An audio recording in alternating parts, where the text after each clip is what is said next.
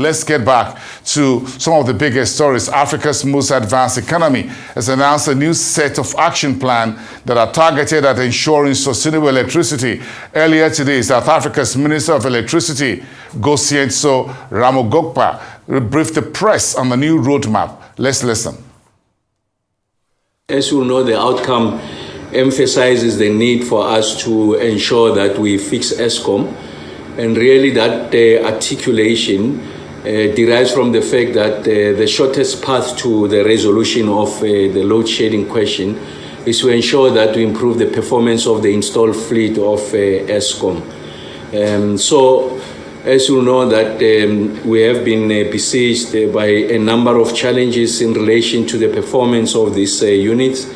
And one of the actions that has been taken by Eskom under the stewardship of the head of generation, Mr. Bheki Nxumalo, is just the intensification of that relationship with our original equipment manufacturers to ensure that we are able to improve the availability of spare parts and expertise that comes from the OEMs.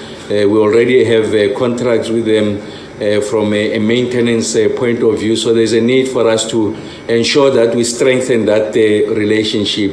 And really on the original equipment manufacturers, it's about 4 major players that are embedded in Eskom.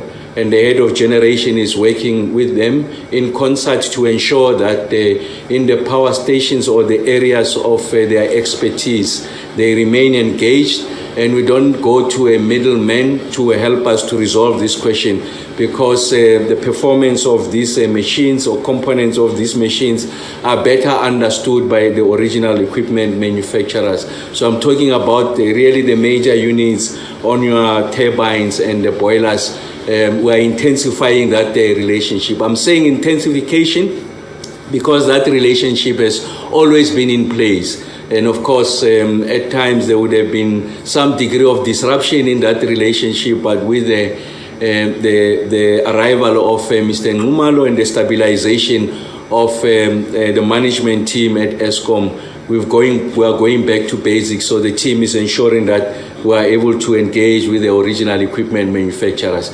Just for the viewers back at home, to relate it much closer to your own experiences, just imagine that you have a car of, let's choose any make, let's say a Toyota, and it's giving you challenges. I'm sure you're not going to take it to a BMW dealership to fix it. You are not going to take it to a street mechanic to fix it, especially as it relates to major components. You are going to take it to a Toyota dealership, a workshop, for them to be able to fix that machine. Because first you might be under a contract, if you like the example of a car, you are still under motor plan. So it's important that you are able to exploit those legal responsibilities that derives out of that contract. So that's the work that Mr. Nxumalo is doing. And of course, consistent with that application, as I've mentioned before, we have identified 6 power stations that requires urgent and immediate attention because they're likely going to give us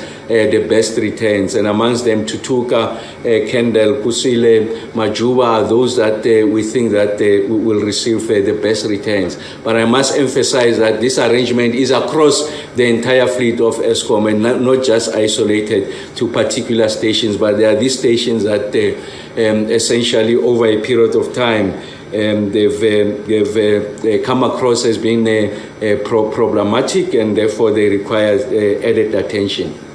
And the second area of intervention, outside that relationship with the original equipment manufacturers, because that is defined in the contract, is the need for us to ensure that we introduce a degree of speed and agility in the procurement and maintenance of these units. From the point of view of procuring the spares, especially those that are outside those contractual obligations of the original equipment manufacturers. What is the problem we are solving here? The problem we are solving here is that there are regulations, legislation that is applicable to a procurement environment in the public sector. The Public Finance Management Act does elaborate on what is required when we want to procure goods and services. But we're saying that there are instances in the domain of Eskom, in this environment of Eskom, given the fact that we want to return the units as soon as possible, it is important that we are allowed leeway to ensure that we are able to procure with speed, and of course we are introducing some degree of flexibility. And let me also state that in the course of this arrangement, you don't want to undermine the credibility of the procurement process. By that I mean transparency, value for money, and competitiveness. So we are still going to retain those elements, but it's important that we create a dispensation that is bespoke to Eskom, especially given the current situation that we are facing. We can ill afford to have the units being out of service as a result of the lackluster nature of us procuring these spare parts. And what we want to do is that we don't want to do it on a case-by-case basis. What we are doing is to introduce a transversal arrangement.